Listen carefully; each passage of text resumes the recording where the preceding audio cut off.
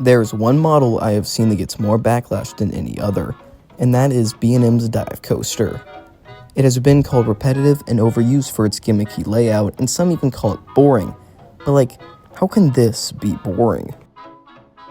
Well, today I'm going to go through the short history of this model and what I think of it personally. So, pull down those mediocre vest restraints and let's do this. The very first dive coaster, as we all know, was Oblivion at Alton Towers. This featured a bizarre train setup with only 2 rows and even being floored. It was entirely different from how it is today. It only featured a drop and a turn up into the brakes. No inversions, no substance, not even a vertical drop. Just a gimmick in a very deep hole, but a banger soundtrack. Skipping its clone in Taiwan, you have the next big addition, which I think really introduced the world to the dive coaster, SheiKra Busch Gardens, Tampa, opening in 2005 to rave reviews. Standing nearly 200 feet tall and actually having a layout, coaster people flocked to it to give it a try.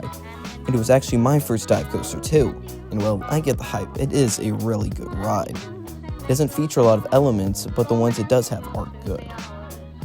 Following that, these attractions only got taller, longer, and faster. Its sister Griffin was the first to break the hyper barrier and then was followed by Valraven, some random Chinese clones, and Yukon Striker. But over in Europe, a new version of this model was brewing. Around the same time, they switched over from the shoulder restraints to the vest restraints. Which I guess they're fine, they don't dampen the experience as much as people say, but I still prefer the over-the-shoulders.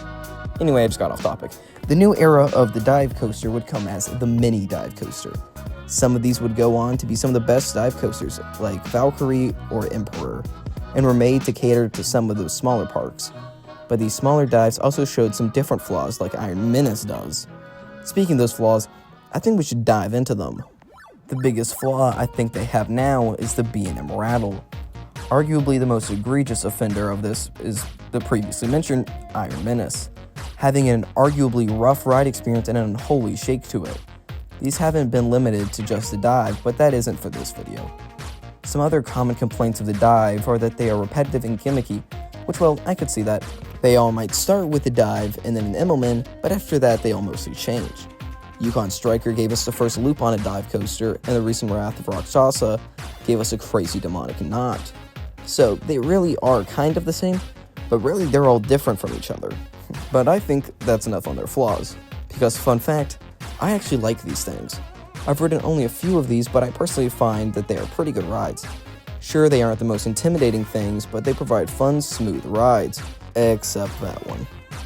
As I mentioned earlier, they all provide slightly different rides from each other, and we can all argue that the drops on these things are great, especially in the back, and they provide great airtime.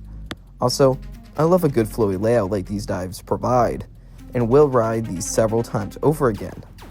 They also are starting to push boundaries like Tormenta Rampaging Run coming to over Texas. Tormenta will break the Giga barrier, and I believe it actually has a chance, if it's smooth, to be one of the best dive coasters ever, and have one of the best drops on anything ever built.